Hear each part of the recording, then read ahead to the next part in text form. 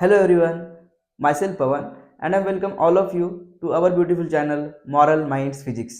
तो आज हम पढ़ेंगे यूनिट्स एंड मेजरमेंट का इम्पोर्टेंट टॉपिक जिसका नाम है बेटा स्क्रू गेज। तो फाइनली अभी जो अपने इस चैप्टर का मोस्ट इम्पोर्टेंट टॉपिक था जिसका नाम है स्क्रू गेज, आज हम उसे कवर करेंगे। और बहुत सिंपल है। बहुत सारे बच्चों का ये कहना रहता है कि सर स्क्रू गेज जो है as per JEE as per NEET बहुत इंपॉर्टेंट है, और जो कि बहुत सारे बच्चों का जो कहना है वो सही है, क्योंकि स्क्रू गेज का आपको एक क्वेश्चन हमेशा आपको जेई या फिर नीट के क्वेश्चन में आपको देखने को मिलेगा ही मिलेगा। तो एग्जाम में आपको वर्नियर कैलिपर का भी क्वेश्चन आ सकता है या स्क्रू गेज का भी क्वेश्चन आ सकता है। तो यूनिट्स एंड मेजरमेंट पे जो वर्नियर कैलिपर जो है और स्क्रू गेज जो है वो बहुत ज़्यादा वेटेज अलाउ करते हैं। मतलब तो जो बोर्ड है वो क्या करता है बेटा, वो हमेशा इसके ऊपर फोकस करता है कि बच्चों को स्क्रू गेज और वर्नियर कैलिपर का कितना नॉलेज है। ठीक है, तो एज पर एग्जाम यू बहुत इंपॉर्टेंट है और एज पर नॉलेज उससे भी इंपॉर्टेंट है। तो जैसा कि आप जानते हैं मैंने आपको ऑलरेडी वर्नियर कैलिपर पढ़ाया हुआ है। आज हम पढ़ेंगे बेटा स्क्रू गेज। तो जैसा कि मैंने कहा था कि वर्नियर कैलिपर की डिस्कवरी क्यों हुई थी, उसी तरह से आज हम समझेंगे कि स्क्रू गेज की डिस्कवरी क्यों हुई थी। सिंपल सी बात है। वर्नियर तो वर्नियर कैलिपर जो है वो मैक्सिमम आपको 3 डेसिमल प्लेस 4 डेसिमल प्लेस तक मेजरमेंट करके देता है। मतलब 0.234 सेंटीमीटर तक का डिस्टेंस जो है वर्नियर कैलिपर मेजरमेंट कर सकता है फॉर एग्जांपल। बट अगर मैं कहूँ किसी ऑब्जेक्ट का डिस्टेंस माइक्रोमीटर में है, तो किसी ऑब्जेक्ट का डिस्टेंस नैनोमीटर में है, तो उसे तो वर्नियर कैलिपर नहीं मेजर करेगा। तो उसे कौन सी स्केल मेजर करेगी? तो उसे मेजर करने के लिए उन्होंने एक नई स्केल की डिस्कवरी की जिसका नाम है बेटा स्क्रू गेज। स्क्रू गेज जो है वो 3 डेसिमल के जो आफ्टर के जो मेजरमेंट है उसे मेजरमेंट करता है। मतलब ये मिलीमीटर से लेकर माइक्रोमीटर नैनोमीटर तक की भी मेजरमेंट कर सकता है। तो इससे बहुत यूज हुए हमें। मतलब जो माइक्रो पार्टिकल्स है या फिर माइक्रो ऑब्जेक्ट्स है, अगर उनकी एग्जैक्ट हमें लेंथ मेजर करनी है तो उस लेंथ को मेजर करने का काम कौन करेगा बेटा? उस लेंथ को मेजर करने का काम करेगा स्क्रू गेज। तो अगर आपको मिलीमीटर से लेकर नैनोमीटर तक की अगर मेजरमेंट करनी है तो उसके लिए आप वर्नियर कैलिपर नहीं यूज करोगे, उसके लिए आप नॉर्मल स्केल नहीं यूज करोगे, उसके लिए आप यूज करोगे बेटा स्क्रू गेज। आई होप आपको स्क्रू गेज का जो है अभी यूज पता चल गया होगा कि स्क्रू गेज का यूज किस लिए किया जाता है। ठीक है, तो आपकी जो स्क्रीन पर अभी आपको दिख रहा है बेटा ये स्क्रू गेज है। ये स्क्रू गेज की स्टैंडर्ड डायग्राम है। इस तरीके से स्क्रू गेज होता है। ठीक है, कौन से पार्ट को क्या कहते हैं, कौन सी दो स्केल इसमें इंपॉर्टेंट है, ये आज हम आराम से देखेंगे। मैं आपको पूरा समझाऊंगा। बट एक बार आप इस डायग्राम को देखो। ये जो स्क्रू गेज की डायग्राम आपको दिख रही है स्क्रीन पर, उसको एक बार आप आराम से देखो।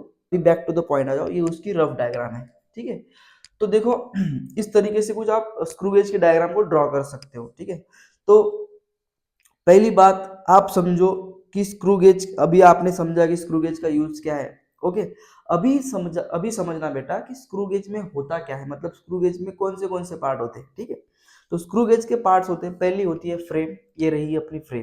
ठीक है, ये जो आपको यू टाइप दिख रही है ये है फ्रेम। इसे कहते हैं अपन स्टड। ये जो आपको दिख रहा है ये स्क्रू होते हैं। इसके स्क्रू गेज में दो स्केल मोस्ट इंपॉर्टेंट होती है। जैसे अपने वर्नियर कैलिपर में एक थी वर्नियर स्केल, दूसरी थी मेन स्केल। इसमें भी वही होता है बेटा। इसमें रहती है एक पिच स्केल, इसे हम मेन स्केल भी कहते हैं। ठीक है, और उसके बाद उसमें होती है सर्कुलर स्केल। तो ये दो जो स्केल है स्क्रू गेज में बहुत इंपॉर्टेंट है। एक है पिच स्केल जिसे हम मेन स्केल भी कहते हैं, और एक है सर्कुलर स्केल। ठीक है, फिर सर्कुलर स्केल से अटैच होता है ये जो कॉलम दिख रहा है आपको, इस कॉलम को अपन कहते हैं थिम्बल, और थिम्बल से अटैच होता है रैचेट। आई होप आपको स्क्रू गेज में कौन से पार्टिकल से सॉरी कौन से पार्ट से ये अभी आपको समझ में आ चुका होगा। बहुत सिंपल, ये फ्रेम है, ये स्क्रू है, ये स्टड है, ये पिच स्केल है जिसे हम मेन स्केल कहते हैं, और ये सर्कुलर स्केल है। सर्कुलर स्केल से थिम्बल अटैच है, और थिम्बल से कौन अटैच है बेटा? रैचेट। अभी देखो इसमें अपन मेजरमेंट कैसे करते हैं, पहले आराम से समझो। मैं तुमको बहुत तरीके से समझाऊंगा, बट एक बार मेजरमेंट कैसे कैसे करते हैं ये तो समझो। देखो ये जो अपनी सर्कुलर स्केल होती है ये पिच स्केल के ऊपर ऐसी मतलब ऐसे अटैच होती है, मतलब ये क्लोज होती है। पहले आपको पिच स्केल दिखती नहीं। ये जो आपकी सर्कुलर स्केल है वो पूरी तरीके से पिच स्केल को अटैच होती है, मतलब इस तरीके से। ठीक है। ये जो अपना ये पेन का ये टोपन है, इसके अंदर एक इसका निब है, तो ये जैसा ये पेन के निब पे ये जो टोपन है, ये दोनों कैसे है, अटैच है। उसी तरीके से सर्कुलर स्केल पिच स्केल पर ऐसी अटैच होती है, ठीक है। और उस केस में यहाँ पे थोड़ा सा स्पेस रहता है, ठीक है। तो मान लो मुझे इस पेन का अगर डायमीटर मेजर करना हो, तो मैं क्या करूंगा, पहले इस रैचेट इस थिम्बल को जो है वो एंटी क्लॉकवाइज घुमाऊंगा। तो जैसे ही मैं एंटी क्लॉकवाइज घुमाऊंगा, ये जो स्पेस है, मुझे थोड़ा बहुत स्पेस मिलेगा, उसकी वजह से सर्कुलर स्केल थोड़ी सी पीछे जाएगी और मुझे पिच स्केल की जो रीडिंग है वो दिखेंगी। तो यहाँ पर जब स्पेस क्रिएट होगा, तो मैं यहाँ पे क्या करूंगा बेटा, इस पेन को ऐसे अटैच करूंगा। और अगर मुझे लग रहा होगा ये पेन जो है ये फिट उसमें अटैच नहीं हुआ है, तो मैं फिर से थिम्बल को क्लॉकवाइज घुमाऊंगा, तो ये सर्कुलर स्केल आगे जाएगी और ये थोड़े से स्क्रू है वो भी आगे जाएंगे, ठीक है। और उसके बाद ये इसमें फिट हो जाएगा। अब ये इसमें फिट हुआ कि नहीं हुआ है कैसे अपन देखेंगे, मैं इसको इस रैचेट को घुमाऊंगा। जब इस रैचेट से आवाज आएगी, मतलब उसमें से क्रैक की आवाज आती है, तो जब उसमें से क्रैक की आवाज आएगी तब मैं समझूंगा कि ये जो पेन है ये इसमें फिट बैठ गया है। अब मैं इसके पिच स्केल को देखूंगा और सर्कुलर स्केल को देखूंगा, और उसको देखने के बाद उसमें मैं कुछ कैलकुलेशन करूंगा, और उस पर से मुझे इस पेन का एक्यूरेट डायमीटर मेजर हो जाएगा। तो प्रोसीजर आपको समझ में आ चुकी होगी। नहीं आई फिर से देखो, डोंट वरी। पहले क्या होगा, सर्कुलर स्केल पिच स्केल के ऊपर अटैच है बेटा, इतना तो सभी को समझ में आ चुका है। तो मैं क्या करूंगा, ये जो स्पेस होता है ये थोड़ा सा कम स्पेस होता है। तो अगर मुझे इस पेन का डायमीटर मेजर करना है, तो मैं क्या करूंगा, इस थिम्बल को एंटी क्लॉकवाइज रोटेट करूंगा, ठीक है। तो थिम्बल को जब आप एंटी क्लॉकवाइज रोटेट करोगे बेटा, तब इसमें स्पेस क्रिएट होगा। मैं उसमें पेन ऐसे पुट करूंगा, ठीक है। और फिर ये फिट हुआ है कि नहीं इसकी मैं मतलब ये पेन जो है ये फिट बैठा है कि नहीं, इसकी एक बार मैं पुष्टि करूंगा। तो पुष्टि कैसे करूंगा, मैं इसको फिर से थिम्बल को ऐसे क्लॉकवाइज घुमाऊंगा। ये थोड़ा सा स्क्रू भी, ये सर्कुलर स्केल भी आगे जाएंगी और ये स्क्रू भी थोड़े से आगे जाएंगे, और ये जो दोनों स्पेस है इसके बीच में मेरा जो पेन है वो फिट हो जाएगा। अभी पेन फिट बैठा है या नहीं बैठा है ये कैसे देखेंगे, अपन रैचेट को घुमाएंगे। जब रैचेट में से क्रैक की आवाज आएगी, ठीक है, तब मैं समझूंगा कि उसमें मेरा जो पेन है वो फिट बैठा है। फिर मैं सर पिच स्केल को देखता हूँ और फिर मैं सर्कुलर स्केल को देखता हूँ, और उसको देखने के बाद कुछ कैलकुलेशंस वगैरह करके मेरे जो फॉर्मूलाज है स्क्रू गेज के उसको यूज करके मैं इस पेन का डायमीटर मेजर करूंगा, ठीक है। तो जैसा कि मैं प्रोसीजर कर रहा हूँ, आपको भी वैसे ही प्रोसीजर करनी है। तो आप ऐसे खुद को विजुअलाइज करो कि आपको जो स्क्रू गेज का एक्सपेरिमेंट है वो वो आप परफॉर्म कर रहे हो अपने फिजिक्स के लैब में, और आपको कुछ टास्क दिए हैं और उसको आप सॉल्व कर रहे हो, ठीक है। तभी आपको उसको देखने में मजा भी आएगा और आपको ये उसका फील भी आएगा कि इसको मैं कैसे सॉल्व कर रहा हूँ, ठीक है।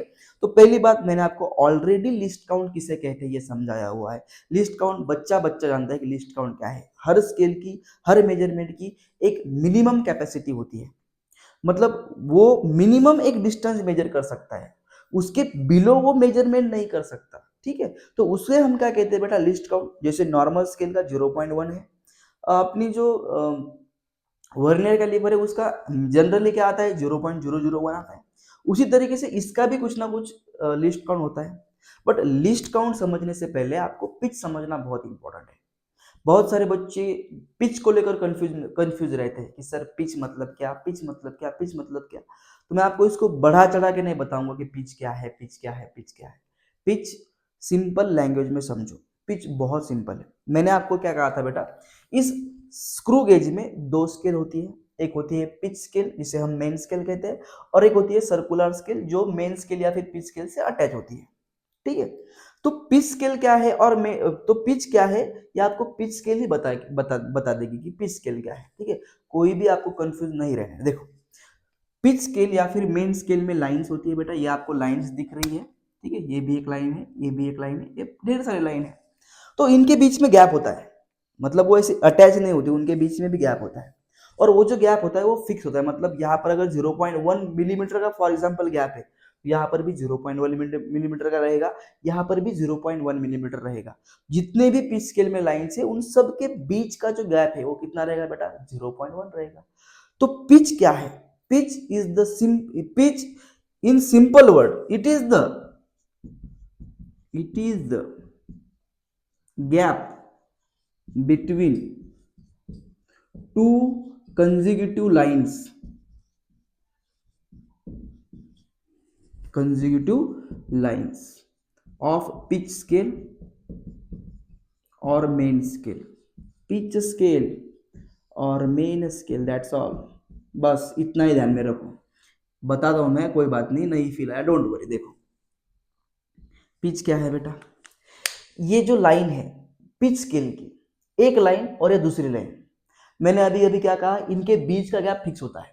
तो पिच स्केल की जो दो लाइंस है, उन दो लाइंस के बीच में जो फिक्स गैप है, उस फिक्स गैप को अपन कहते हैं बेटा पिच। मतलब दो लाइन से पिच स्केल की या फिर मेन स्केल की, तो मेन स्केल की जो कंसेक्यूटिव लाइंस है, मतलब एक के बाद दूसरी लाइन, इनके बीच में जो गैप होता है आई एम सॉरी, इनके बीच में जो गैप होता है, उस गैप को अपन कहते हैं बेटा पिच। आई होप आपको पिच समझ में आ चुका होगा, बहुत सिंपल है। ये जो पिच स्केल है, इन पिच स्केल के बीच में जो गैप है, इस गैप को हम कहते हैं पिच। ठीक है, बस एक कंसेप्ट को पकड़ो, दो तीन कंसेप्ट पकड़ने की कोई जरूरत नहीं है। ठीक है, अभी देखो, आई होप आपको पिच समझ में आ चुका होगा। पिच क्या है? Pitch is the gap, it is the gap between two consecutive lines of pitch scale और मेन स्केल। ये जो मेन स्केल है या फिर पिच स्केल है, इनके बीच में जो गैप है बेटा, उस गैप को अपन कहते हैं पिच। तो पिच आपको समझ में आ चुका होगा। तो जितना ये गैप है ना, ये दो जो अपनी स्केल से, सॉरी, ये पिच स्केल के अंदर जो दो लाइन से, इनके बीच का गैप, इसे अपन क्या कहेंगे? पिच। तो ये जो गैप होता है और ये जो स्क्रू के बीच में गैप होता है, फॉर योर काइंड इंफॉर्मेशन, ठीक है, फॉर योर काइंड इंफॉर्मेशन, तो स्क्रू गेज, ये जो दो स्क्रू है, इन दो स्क्रू में जो गैप है, वो भी इस गैप के बराबर होता है। मतलब मान लो पिच स्केल के अंदर जो गैप है वो 0.1 का है, तो स्क्रू का भी 0.1 ही रहेगा। मतलब पिच आप दो दो प्रकार से आप फाइंड कर सकते हो। अगर आपको पिच स्केल का गैप दिया हुआ है या फिर मेन स्केल के लाइंस का गैप दिया हुआ है, तो आपको पिच मिल जाएगा। अगर ऐसी कंडीशन है कि आपको मेन स्केल के लाइंस के बीच का गैप नहीं पता, और आपको किसी भी दो स्क्रू में से, दो स्क्रू में जो गैप है, वो गैप आपको अगर फॉर एग्जांपल पता है, तो आप उस गैप से भी पिच फाइंड कर सकते हैं। मतलब क्या, जो दो स्क्रू है उनके बीच के गैप को भी हम पिच ही बोलते हैं। मतलब ये गैप और ये गैप एग्जैक्टली सेम रहते हैं। तो अगर किसी केस में आपको मेन स्केल के लाइंस के बीच का डिस्टेंस नहीं पता, तो उस केस में आप क्या करोगे? आप स्क्रू के बीच का डिस्टेंस देखोगे। अगर आपको स्क्रू, किसी भी दो स्क्रू के बीच का डिस्टेंस पता है, तो आपको पिच भी मिल जाएगा। तो आप यहाँ से दो तरीके से पिच फाइंड कर सकते हैं। तीसरा भी तरीका है, बहुत सिंपल है। जब आप इस रैचेट को या फिर थिम्बल को एक रोटेशन देते हो, एक रोटेशन, मतलब अगर मैं इसको क्लॉकवाइज घुमाऊंगा या फिर एंटी क्लॉकवाइज घुमाऊंगा, एक बार अगर मैं उसको घुमाऊंगा, तो एक बार घुमाने पर ये एक स्क्रू पीछे आएगा, मतलब इसकी एक लाइन आपको दिखेगी। आई रिपीट, डोंट वरी, बहुत सिंपल है बेटा, बहुत सिंपल है। पहली बात क्या, आपको पिच समझ में आ चुका है। जो दो लाइन है उनके बीच का डिस्टेंस को अपन क्या कहते हैं? पिच कहते हैं। मतलब मेन स्केल की जो दो लाइन है उनके बीच में जो डिस्टेंस है, उसे अपन क्या कहेंगे? पिच कहेंगे। अगर आपको डिस्टेंस नहीं दिया तो क्या करोगे आप स्क्रू देखोगे। अगर आपको स्क्रू के बीच का डिस्टेंस पता है तो आपको पिच पता है। अगर आपको दोनों भी चीजें नहीं दी गई हो, तो फिर आप कैसे कैसे फाइंड करोगे पिच? क्योंकि पिच का बहुत इंपॉर्टेंट है बेटा। तो उस केस में आप क्या करोगे? उसके देखोगे कि उसको उसकी जो थिम्बल है या फिर जो रैचेट है, उसको कितनी बार, उसको एक बार रोटेट करने पर वो कितना डिस्टेंस पीछे आया। तो एक बार रोटेट करने पर ये एक, इसकी आपको एक लाइन दिखेगी और ये स्क्रू एक से ही पीछे आएगा एक रोटेशन में। मतलब अगर आपको रोटेशन के ऊपर से पिच को फाइंड करना है, तो एक रोटेशन में जितना डिस्टेंस कवर होता है उसे अपन कहते हैं बेटा पिच। तो पिच फाइंड करने के तीन तरीके हैं, इसे अपने दिमाग में बिठा लो। दो तरीके को याद कर लो। याद कर लो मतलब क्या, उसको, उसका वे यही है कि अगर आपको मेन स्केल के लाइन का गैप पता है तो आपको पिच पता है। अगर उसके मेन स्केल के लाइन का गैप नहीं पता तो स्क्रू के गैप को देखो। अगर स्क्रू का गैप भी नहीं पता, नहीं पता स्क्रू का गैप, क्या फाइन, क्या क्या दिक्कत है? नहीं दिया हमें स्क्रू के बीच का गैप, तो स्क्रू के बीच का गैप आपको क्या देगा बेटा? पिच देगा। बट अगर आपको वही भी नहीं, वो भी नहीं दिया, तो क्या करोगे आप क्या करोगे? आप देखोगे कि ये जो थिम्बल है, इसको एक बार रोटेट करने पर ये कितना डिस्टेंस कवर करेगा। मान लो मैंने इसको एक रोटेशन दिया और ये 1 मिलीमीटर का इसने डिस्टेंस कवर किया, तो उस केस में पिच कितनी हो जाएगी बेटा? 1 मिलीमीटर। मान लो मैंने इसको दो बार रोटेट किया, क्लॉकवाइज किया हो या एंटी क्लॉकवाइज, उससे कुछ नहीं फर्क पड़ता। तो मैंने इसको फॉर एग्जाम्पल 2 बार रोटेट किया और 2 बार रोटेट करने पर इसने 1 मिलीमीटर का डिस्टेंस कवर किया। तो इसका मतलब इसने कितना, सॉरी, इसका कितना पिच रहेगा बेटा, इसका पिच रहेगा बेटा 2 बार रोटेट किया, 1 मिलीमीटर का डिस्टेंस कवर किया, तो 1/2 दैट इज 0.5 मिलीमीटर। तो इस तरीके से आप पिच फाइंड कर सकते हैं। तो पिच का पिच का जो है मैंने आपको समझाया। तो पिच क्या, क्यों क्यों पढ़ते हैं अपन, क्या इंपॉर्टेंस है पिच का? तो पिच का ये इंपॉर्टेंट है कि क्योंकि पिच आपको लिस्ट काउंट देगा बेटा। पिच बहुत इंपॉर्टेंट है, पिच आपको लिस्ट काउंट देता है, ठीक है। तो इसका जो लिस्ट काउंट होता है, ये लिस्ट काउंट का फॉर्मूला है बेटा। पहले फॉर्मूला से पहले मैं आपको लिस्ट काउंट का एक बार फील देता हूँ। लिस्ट काउंट सभी बच्चे जानते हैं। लिस्ट काउंट क्या है? Least count is the distance और minimum distance that can be measured by any scale, ठीक है।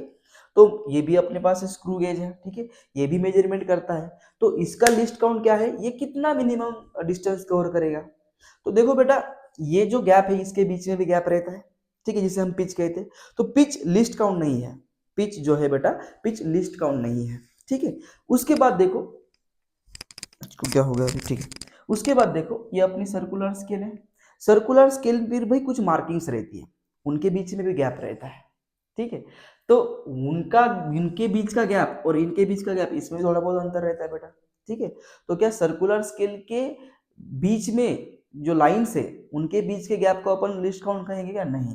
लिस्ट काउंट का मीनिंग होता है बेटा जो पिच आया, ठीक है, पिच आने पर इस सर्कुलर स्केल में जितनी भी लाइन्स है, अगर आप उन लाइन्स को पिच से डिवाइड करोगे तो आपको लिस्ट काउंट मिल जाएगा। मैं आपको उसको ज्यादा डीप नहीं लेके जा रहा हूँ, मेरा वो मोटो नहीं है। मैं चाहूँ तो मैं आपको और डीप पढ़ा सकता हूँ, बट जितना आप इसको डीप लेके जाओगे बेटा वो आपको इतना कंफ्यूज करेगा। पहले सिर्फ लिस्ट काउंट का फॉर्मूला समझो, ठीक है। लिस्ट काउंट क्या है बेटा? Least count is equal to रहता है बेटा pitch, pitch upon number of circular scale division. अगर आप सर्कुलर स्केल डिवीजन से पिच को डिवाइड करोगे तो आपको मिल जाएगा बेटा लिस्ट काउंट। ये होता है फॉर्मूला अपने लिस्ट काउंट का। Least count is equal to क्या होगा? Pitch upon number of circular scale division. बहुत सिंपल है, बहुत इजी टू अंडरस्टैंड है। अगर आपको लिस्ट काउंट फाइंड करना है स्क्रू गेज का तो क्या करना, पहले पिच फाइंड करो और सर्कुलर स्केल पर डिविजन्स कितनी है, मतलब लाइंस कितनी है, तो उसको देखो। मान लो इसका पिच आया 1 मिलीमीटर और इसके ऊपर फॉर एग्जांपल 100 लाइन्स है, तो आप क्या करोगे? लिस्ट काउंट फाइंड करने के लिए 100 को 1 से डिवाइड करोगे। अब देखो, इसको 100 से क्यों डिवाइड करते हो? तो जब आप रैचेट को एक बार घुमाते हो, मतलब ये जो लाइन है 100 लाइन्स ये पूरी घूम रही है, तो क्या हम हमेशा एक बार ही रोटेट करें उसको? क्या एक बार ही रोटेट कर सकते हैं क्या? नहीं, उसको आधा भी कर सकते हैं, उसको 1/4 भी कर सकते हैं। तो उसकी को लिस्ट काउंट फाइंड करना है तो पिच को number of circular scale division से क्या करो? डिवाइड करो, आपको सिंपली लिस्ट काउंट मिलेगा।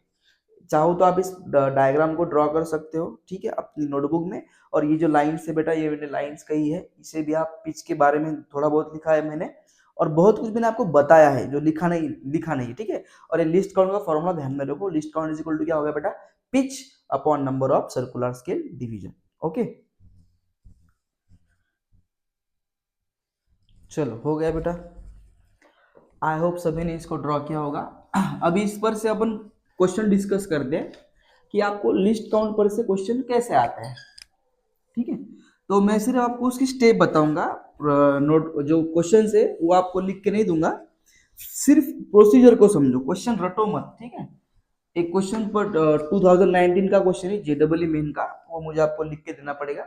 बाकी जो जनरल क्वेश्चंस रहते हैं वो आपको कैसे सॉल्व करने मैं आपको बताता हूँ, ठीक है। देखो, जनरल क्वेश्चन क्या है, किसी भी फिजिक्स में कोई भी कंसेप्ट रहती है, अगर आप उस कंसेप्ट को ध्यान में रख दो, ठीक है, अगर आपको कंसेप्ट अच्छी तरीके से आती है तो आप क्वेश्चन भी अच्छी तरीके से कर सकते हो। तो पहली बात क्या है, आपको क्वेश्चंस की को न्यूमेरिकल्स करने से पहले आपको उसकी कंसेप्ट को देखना पड़ेगा। तो लिस्ट काउंट की कंसेप्ट क्या है? Pitch upon number of CSD. तो मान लो आपको क्वेश्चन में कहा जाए कि स्क्रू गेज को एक बार रोटेट करने में सॉरी एक दो बार रोटेट करने पर वो 1 मिलीमीटर का डिस्टेंस कवर करेगी। फॉर एग्जांपल आपको ऐसा क्वेश्चन दिया है, आफ्टर 2 रिवॉल्यूशंस, मैं आपको सिर्फ क्वेश्चन जनरल करके बता रहा हूँ, मैं आपको क्वेश्चन स्टैंडर्ड लैंग्वेज में लिख के नहीं दे रहा हूँ।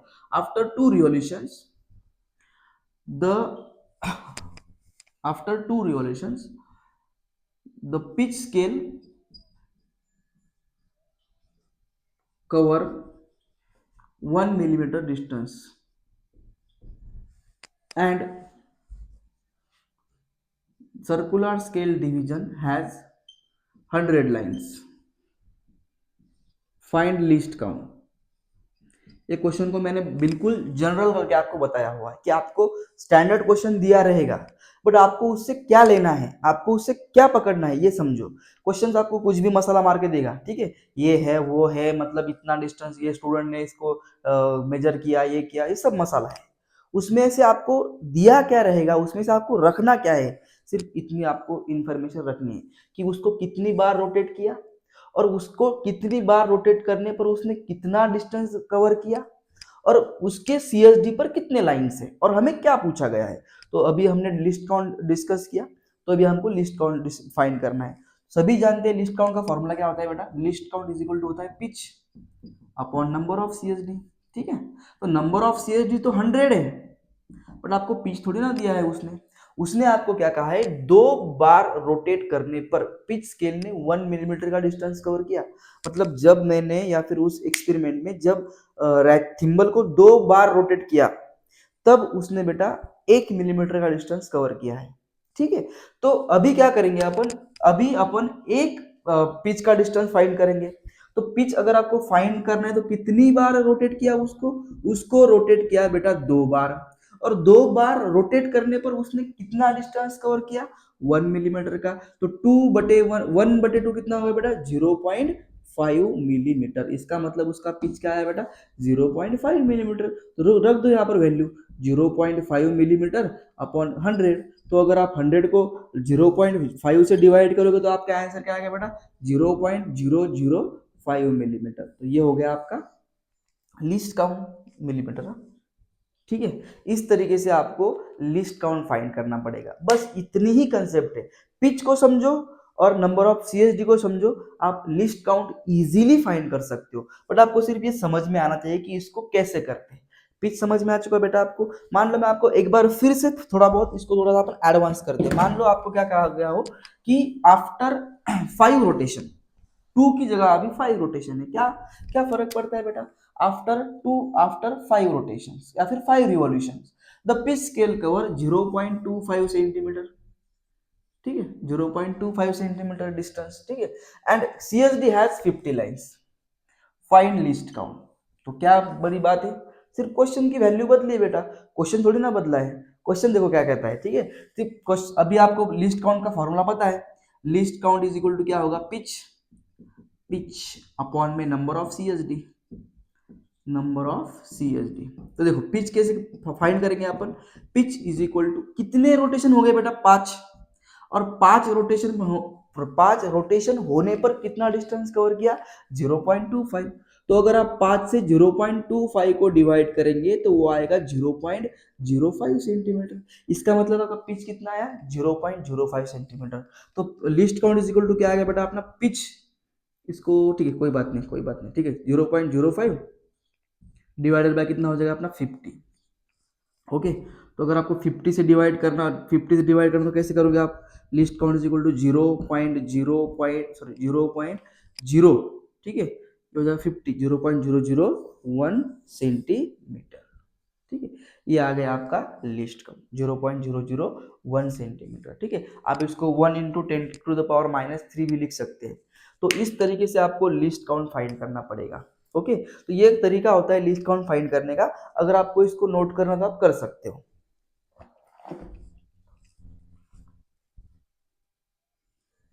चलो बेटा, अभी आपको कंसेप्ट तो समझ में आ चुकी है, ठीक है।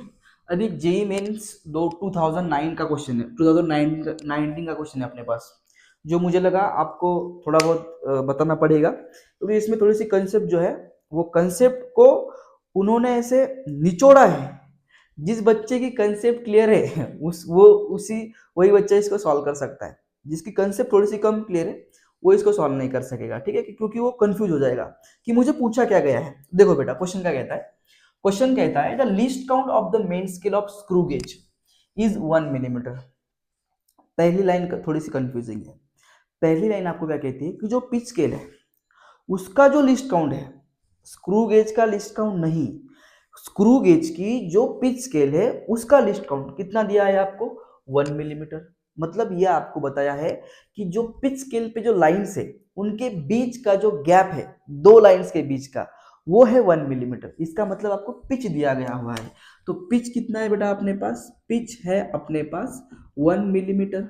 ठीक है, उसके बाद देखो, the minimum number of divisions on its circular scale require to measure 5 micrometer diameter of wire is.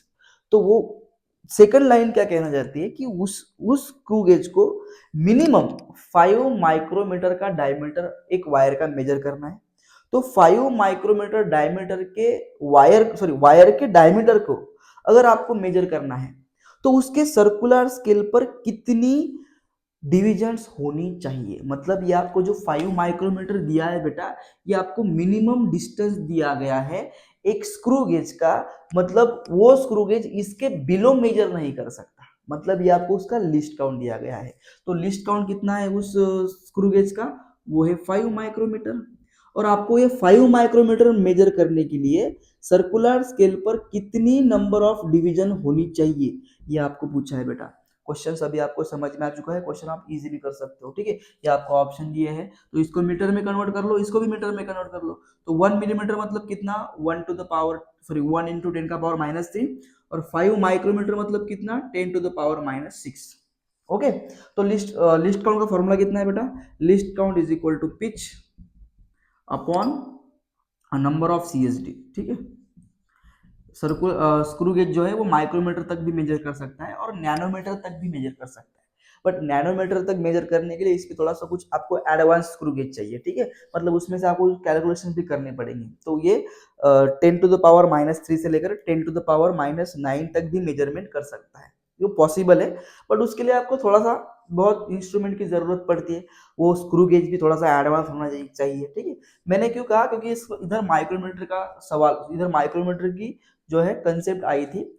तो इसमें आप एक और बात ऐड कर लो कि स्क्रू गेज जो है वो 10⁻⁹ मीटर तक प्रैक्टिकली भी अगर इस पे अपन कुछ थोड़ा सा और इसको एडवांस बनाए तो उसको अपन 10⁻⁹ तक भी लेके जा सकते हैं। ठीक है, तो अभी देखो लिस्ट काउंट पिच कितना है अपने पास, 1 × 10⁻³ और लिस्ट काउंट आपको दिया है कितना है बेटा, 5 × 10⁻⁶ अपन अपन आपको यन फाइंड करने हैं। तो यन डिवाइड को यहाँ जाने के बाद मल्टीप्लाई को, ये बंदा मल्टीप्लाई को वहां जाने के बाद डिवाइड को। तो यन इज इक्वल टू क्या कितना है बेटा, यन इज इक्वल टू आया अपना 1 × 10⁻³ अपॉन 5 × 10⁻⁶। और ये खेल आप कर सकते हो, ये आपने 8th में भी सीखा है, 9th में भी सीखा है, 10th में भी सीखा है, अभी 11th में भी सीख रहे हो। ये -6 है, डिनोमिनेटर को निगेटिव, न्यूमरेटर को जाने के बाद क्या हो जाएगा, पॉजिटिव। ये -3 और ये +6 कितने हो जाएंगे बेटा, +3 हो जाएंगे। ठीक है, ये आप सभी जानते हैं, मैं इसको अभी एक्सप्लेन नहीं कर रहा हूँ। ठीक है, 1/5 × 10⁻3। अब ये 10⁻3 प्लस कैसे आया, अभी आपको समझ में आ चुका होगा। ये -6 से ऊपर जाने के बाद प्लस हो जाएंगे, इसका भी बेस 10 है, इसका भी बेस 10 है, -3 + 6 = +3। ठीक है, तो ये 5 अगर 1 को डिवाइड करें तो कितना आएगा बेटा, ये आएगा 0.2 मल्टीप्लाई बाय 10⁻3। तो 10⁻3 मतलब 1000। तो 1000 अगर 0.2 को मल्टीप्लाई करते हैं तो 2000 थोड़ी ना आएगा। वो अगर 2 को मल्टीप्लाई करेंगे तो 2000 आएगा, पर 0.2 को मल्टीप्लाई अगर 1000 करेंगे तो वो 200 आएगा। ठीक है, तो उस सर्कुलर स्केल पे कितने डिविजन होने चाहिए बेटा, 200। कितना डिस्टेंस मेजर करने के लिए, 5 माइक्रोमीटर के लिए। तो ऑप्शन अपना बी बराबर हो जाएगा। इसी क्वेश्चन को करो, बट यहाँ पर अभी आपको 5 माइक्रोमीटर के अलावा 10 माइक्रोमीटर करना है और यहाँ पर आपको जो पिच है वो 2 मिलीमीटर पकड़ना है। ठीक है, ये आप इससे भी सॉल्व करो, बट इसके एक रिलेटेड क्वेश्चन आप सेल्फ सॉल्व करो। यहाँ पर आप 5 की जगह 10 पकड़ो और यहाँ पर 1 की जगह पे आप 2 मिलीमीटर कंसीडर करो। ठीक है, अभी फिलहाल इसको पॉज करके आप नोट कर सकते हो।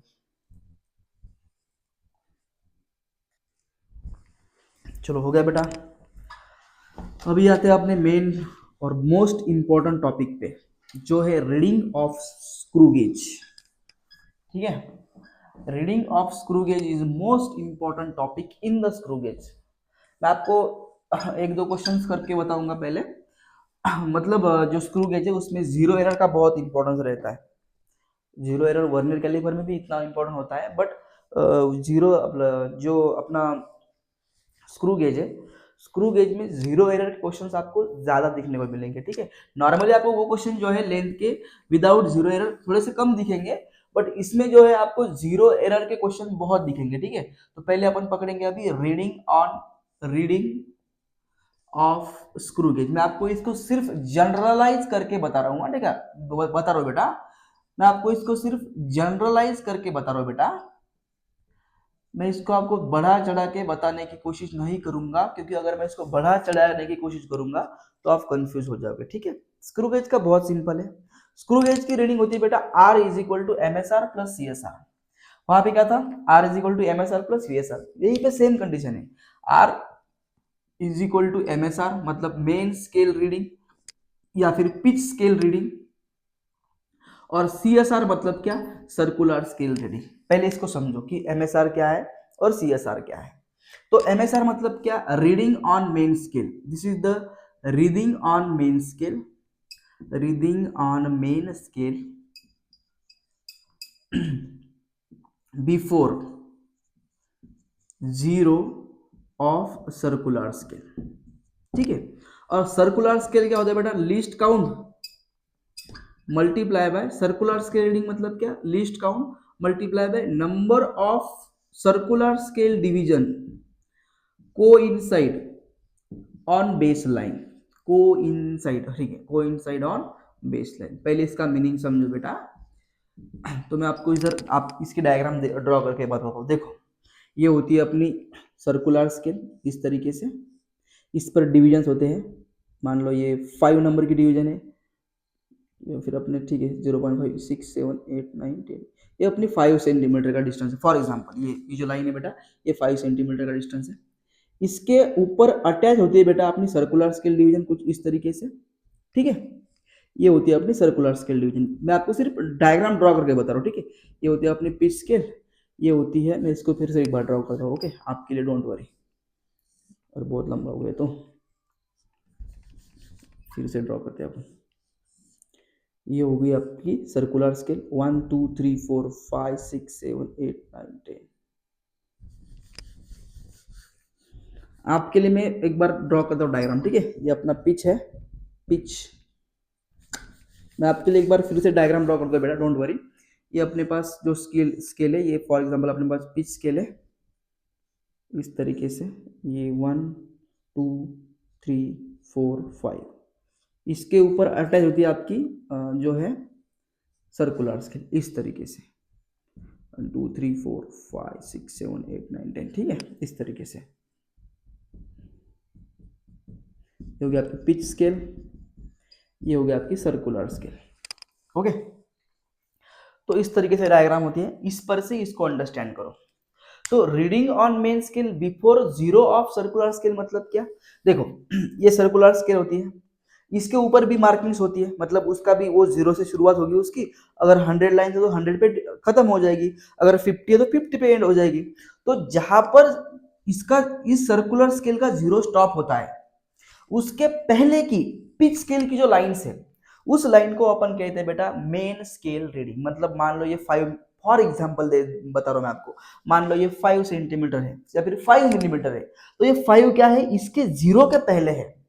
तो इसके जीरो के पहले की जो लाइन है पिच स्केल की, मान लो जहां पर सर्कुलर स्केल का जीरो स्टॉप हो गया, मान लो उसका सर्कुलर स्केल का जीरो यहां पर है, तो यहां पर जो अपनी ये पिच स्केल है, इस पिच स्केल के इस जीरो के पहले की जो लाइन है, मतलब जितने भी नंबर की लाइन है, उस लाइन को अपन कहते हैं बेटा मेन स्केल रीडिंग। इतना सिंपल कंसेप्ट है। मेन स्केल रीडिंग मतलब क्या, जहां पर सर्कुलर स्केल का जीरो स्टॉप हुआ है, उसके पहले पिच स्केल पर जो लाइन है, उस लाइन को अपन कहेंगे पिच। तो यहाँ पर फॉर एग्जांपल पिच कितना आया, 1 millimetre, 2 millimetre, 3 millimetre, 4 millimetre, 5 millimetre. तो यहाँ पर आपका पिच आया बेटा 5 मिलीमीटर। ठीक है, plus least count into number of circular scale division को इनसाइड ऑन बेस लाइन, या फिर नंबर ऑफ लाइंस, या फिर number of circular scale division को इनसाइड ऑन बेस लाइन।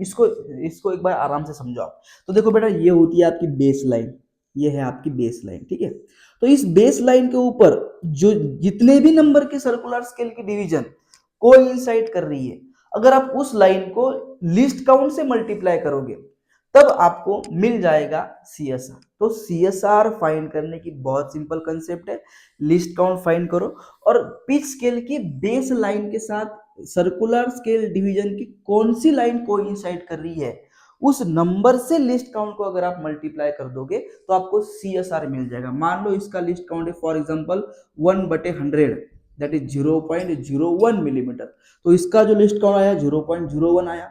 और मान लो ये 34 नंबर की लाइन से या फिर 34 डिवीजन है, ठीक है, ये 34th डिवीजन है जो सर्कुलर पिच स्केल के बेस लाइन के साथ कोइंसाइड कर रही है। तो अगर आप 0.01 को 34 से मल्टीप्लाई करोगे तो वो आएगा बेटा 5 प्लस 0.34 और आपकी रीडिंग आएगी बेटा 5.34 मिलीमीटर। ठीक है, इस तरीके से आपको रीडिंग फाइंड करनी पड़ती है। रीडिंग फाइंड करने का बहुत सिंपल कंसेप्ट है, बहुत क्या सिंपल कंसेप्ट है, उसके कंसेप्ट को समझो। पहले आपको MSR फाइंड करना पड़ता है। MSR कैसे फाइंड करते हैं अपन? MSR बहुत सिंपल तरीके से फाइंड करते हैं। MSR अगर आपको फाइंड करना है तो बहुत सिंपल तरीका है। क्या तरीका है वो तरीका ये है कि आप पहले देखो कि सर्कुलर स्केल का जीरो कहाँ पे स्टॉप हुआ है। जहां पे सर्कुलर स्केल का जीरो स्टॉप हुआ है उसके पहले पिच स्केल की जो लाइन है वो है आपका MSR। इतना सिंपल है, बताओ, बहुत सिंपल है, कोई इसमें डिफिकल्टीज नहीं है। प्रोसीजर को समझो, मैं आपको दो क्वेश्चंस बताऊंगा, एक बताऊंगा इस रीडिंग का जो स्टैंडर्ड क्वेश्चन है और एक बताऊंगा मैं आपको जीरो एरर का। ठीक है, देखो बेटा ये हो गया आपका वो क्वेश्चन। उसके अलावा क्या रहेगा आपका CSR।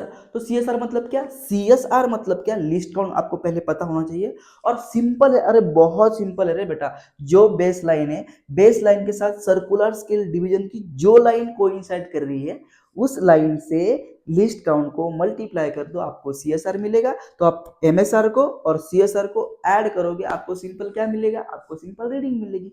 इतनी सिंपल कंसेप्ट होती है स्क्रू गेज के रीडिंग को फाइंड करने की। ठीक है, तो ये हो गया आपका 5.34। तो ये 5.34 मिलीमीटर मुझे क्या बता रहा है? ये मुझे बता रहा है, इसको भी आप ध्यान में रखो, इस पर भी क्वेश्चंस आते हैं। बच्चे, बहुत सारे बच्चे इसको अंडरस्टैंड तो करते हैं बट क्वेश्चन ऐसा नहीं आता। अभी मैं देखो आपको कैसा क्वेश्चन दिखाऊंगा यहाँ पर। तो देखो यहाँ पर 5.34 का मीनिंग क्या है? यहाँ पर 5.34 मिलीमीटर का मीनिंग क्या है कि 5 जो फिफ्थ लाइन है ये है क्या? ये क्या है बेटा? ये 5 लाइन जो है ये आपके पिच की वैल्यू है, सॉरी ये आपके MSR की वैल्यू है। और 3-4 जो है ये आपके 34 डिवीजन है जो क्या कर रही है, जो लिस्ट काउंट के साथ मल्टीप्लाई हो रही है। ठीक है, तो या फिर बेस लाइन के साथ क्या हो रही है, कोइंसाइड हो रही है। इसको भी समझो। 5.34 मिलीमीटर का मीनिंग होता है ये पिच, ये जहां पर सर्कुलर स्केल डिवीजन स्टॉप हुई थी वो MSR 5 है और ये 34th डिवीजन जो है वो बेस लाइन के साथ कोइंसाइड कर रही है। तो ये होता है बेटा आपके रीडिंग को फाइंड करने का तरीका। ठीक है, एक बार आप इसको पॉज करके नोट कर सकते हो।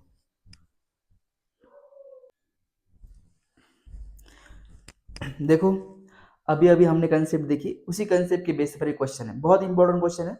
तो क्वेश्चन क्या कहता है, पूरी कंसेप्ट यहाँ पर यूज होगी। देखो क्वेश्चन क्या कहता है, in a screw gauge 5 complete rotations of the screw gauge screw cause it to move a linear distance of 0.25 centimetre. मैंने कहा था वो मसाला लगा दे क्वेश्चन को, उसमें से आपको सिर्फ पकड़ना है, हमें क्या लेना देना है उसको आप देखो। क्वेश्चन में आपको सीधी तरह से कहा है कि जब उसको आप 5 रोटेशंस दोगे या फिर 5 रिवॉल्यूशंस दोगे उसके बाद वो 0.25 सेंटीमीटर का डिस्टेंस कवर करेगा। तो यही से पिच फाइंड कर लो। तो पिच क्या आएगा बेटा? अपना सॉल्यूशन लिखता हूं अपन इधर। पिच क्या आएगा, कितना डिस्टेंस कवर हुआ है 0.25, कितने रोटेशन लगा दिए गए हैं 5। तो पिच इज इक्वल टू क्या आएगा अपना? पिच इज इक्वल टू आएगा 0.25 divided by 5 is equal to 0.05 centimetre. Okay, अभी देखो फिर क्या कहता है, there are 100 circular scale division. तो सर्कुलर स्केल पर कितने डिवीजन से 100, लिस्ट काउंट फाइंड कर दो। लिस्ट काउंट क्या आएगा बेटा? Least count is equal to आएगा 0.05 डिवाइडेड बाय 100। तो इसको फिलहाल के लिए लिखो 0.05 मल्टीप्लाई बाय 10 का पावर -2। क्या फर्क पड़ता है? कुछ फर्क नहीं पड़ता। ठीक है, और अभी क्या करेंगे अपन, हाँ अभी क्या कहता है question, the thickness of a wire measured by this screw gauge gives a reading of 4 main scale divisions. ये बहुत इंपॉर्टेंट है, यहाँ पे कंसेप्ट यूज होगी। क्वेश्चन क्या कहता है बेटा, जब आप किसी वायर की थिकनेस को मेजर कर रहे हैं ना, तो वो क्या करेगा, मेन स्केल की कितने डिवीजन कवर करेगा, 4 मेन स्केल कवर करेगा। ये आपको एमएसआर की वैल्यू नहीं दी गई है, ये आपको कहा है कि जब आपने उस वायर की थिकनेस को मेजर किया ना, तब मेन स्केल की जो 4 लाइन थी वो आपको अभी दिख रही है।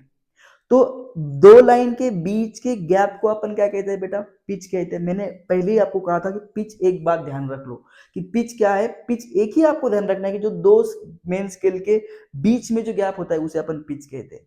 तो इन्होंने इस क्वेश्चन में उन्होंने हमें ये कहा है कि इस 4 का यूज करके एमएसआर फाइंड करो। तो एमएसआर कैसे फाइंड करेंगे अपन, अभी अपने को पिच पता है, पिच क्या है 0.05 सेंटीमीटर। तो अगर आपको एमएसआर फाइंड करना है तो एमएसआर कैसे फाइंड करोगे आप, आपको पता है दो लाइन के बीच का गैप 0.05 सेंटीमीटर है, तो इससे आपके पास 4 लाइन है।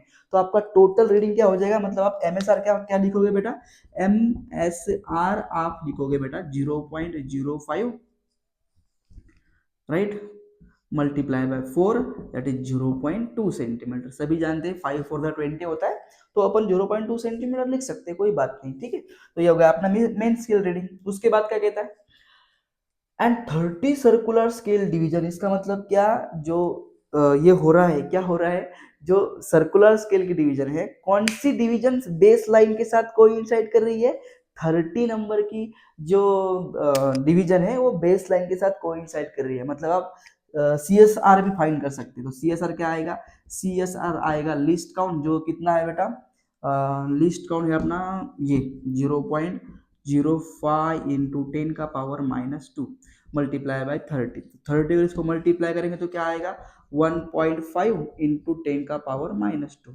ठीक है। तो टोटल रीडिंग क्या आएगी अपनी, टोटल रीडिंग आएगी M S R plus C S R. तो R is equal to M S R कितना है अपने पास 0.2, प्लस ये कितना है अपने पास 1.5 इंटू 10 का पावर -2। तो R is equal to 0.2 plus 0.015, that is R is equal to 0.215 centimetre. कौन सा ऑप्शन है, ये ऑप्शन अपना आ गया आंसर। इसको पॉइंट के बाद में आप कितने भी जीरो लगाओ उसका कोई मतलब मीनिंग नहीं होता। तो 0.215 सेंटीमीटर लिखो या फिर 0.250 सेंटीमीटर लिखो, ऑप्शन अपना बराबर है, क्योंकि यहाँ पर अपने 20 आए थे ना, यहाँ पर अपन ने 0.2 लिखे। तो इस तरीके से क्वेश्चन आपको रीडिंग पे देखने को मिलते हैं। अभी मैं आपको जीरो एरर बताऊंगा और उसके ऊपर एक क्वेश्चन भी अपन डिस्कस करेंगे। फिलहाल इसको पॉज करके नोट करो सभी, ठीक है। चलो बेटा, अभी आते हैं अपन पूरे अपने ब्लैंक व्हाइट बोर्ड पे, और कंसेप्ट देखो। हाँ, कंसेप्ट मोस्ट इंपॉर्टेंट है। कंसेप्ट क्या है अपनी, जीरो एरर। तो जैसा कि मैंने आपको वर्नियर कैलिपर में बताया था जीरो एरर होता है, वैसा भी स्क्रू गेज में भी जीरो एरर होता है। तो जीरो एरर जो है वो 2 टाइप्स का होता है। Zero error is of 2 type, is of 2 types. पहला होता है बेटा पॉजिटिव जीरो एरर, पहला होता है अपने पास पॉजिटिव जीरो एरर, और दूसरा होता है अपने पास निगेटिव जीरो एरर। अपने वर्नियर कैलिपर को इसके साथ कंपेयर करके देखो, आपको सिंपल इसके आंसर, आप सॉरी, आपको अगर उसको आप वर्नियर कैलिपर के साथ कंपेयर करोगे ना, तो आपको ये आसानी से आ जाएगा। तो स्क्रू गेज भी क्या है, एक डिवाइस बेटा, और डिवाइस को अगर आप कंटिन्यूसली यूज करोगे तो वो तो डैमेज होने ही वाला है। तो स्क्रू गेज को अगर आप कंटिन्यूसली यूज करोगे तो होता क्या है, उसमें भी थोड़े बहुत एरर आते हैं। मतलब क्या, इनिशियली जो जीरो एरर जो आता है बेटा, वो आता है इनिशियली जब पिच स्केल जो है और सर्कुलर स्केल जो है जब एक दूसरे के साथ कोइंसाइड करती है, मतलब इनिशियली बिफोर रीडिंग, तो दोनों का जो जीरो एरर होता है, जीरो होता है, वो एक दूसरे के साथ कोइंसाइड होता है, ठीक है। तो उसको अगर आप यूज करोगे बार बार अगर आप उसको यूज करोगे तो उसमें आती है थोड़ी बहुत एरर्स। तो पॉजिटिव जीरो एरर मतलब क्या, जब बिफोर रीडिंग, ये सब बता रहा हूं मैं तुमको, बिफोर रीडिंग, ये रीडिंग के बिफोर का जो मामला है, सभी मामला रीडिंग के बिफोर का है। तो पॉजिटिव जीरो एरर में क्या होता है, बिफोर रीडिंग। तो पॉजिटिव जीरो एरर में क्या होता है बेटा, बिफोर रीडिंग जो पिच स्केल का जीरो होता है और जो सर्कुलर स्केल का जीरो होता है, यह एक दूसरे के साथ कोइंसाइड नहीं करते। सर्कुलर स्केल का जो जीरो होता है वो पिच स्केल से थोड़ा सा अहेड होता है। तो इसमें जो है इसे हम पॉजिटिव जीरो एरर कहेंगे, और जो निगेटिव जीरो एरर होता है उसमें जो सर्कुलर स्केल का जीरो है वो पिच स्केल के जीरो के थोड़ा सा बिलो होता है। तो जब सर्कुलर स्केल का जीरो पिच स्केल के जीरो से अबव होगा तब हम उसे पॉजिटिव जीरो एरर कहेंगे, और जब सर्कुलर स्केल का जीरो पिच स्केल के बिलो होगा तब हम उसे निगेटिव जीरो एरर करेंगे। और दोनों एरर का फॉर्मूला सेम है। फॉर्मूला है बेटा जीरो एरर का, zero error is equal to least count into number of coincide line before reading, coincide lines of circular scale division with baseline। बस हो गया आपका जीरो एरर विथ बेसलाइन।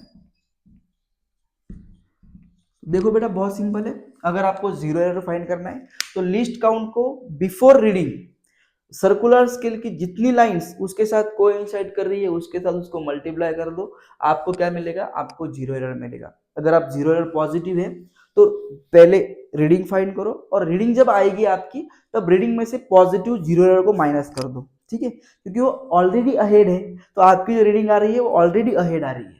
और अगर जीरो एरर निगेटिव है तो पहले आराम से इत्मीनान से रीडिंग फाइंड कर दो, और उसके बाद जो आपका निगेटिव जीरो एरर आया है उसको रीडिंग में से ऐड कर दो। क्यों ऐड कर दो, क्योंकि वो ऑलरेडी बिलो था, ठीक है। ये है कंसेप्ट जीरो एरर की। रीडिंग की अगर आपको कंसेप्ट आ गई है तो आपको जीरो एरर की कंसेप्ट 101% आ जाएगी, ठीक है। तो ये था आज आपका सेशन। आई होप आपको लिस्ट काउंट क्या होता है, पिच क्या होता है, रीडिंग क्या होती है स्क्रू गेज की, स्क्रू गेज एक्चुअल में क्या होता है, ये सब चीजें आपको समझ में आ चुकी होगी, ठीक है। तो आज के लिए बस इतना ही था बेटा। Thanks for watching guys and always stay blessed.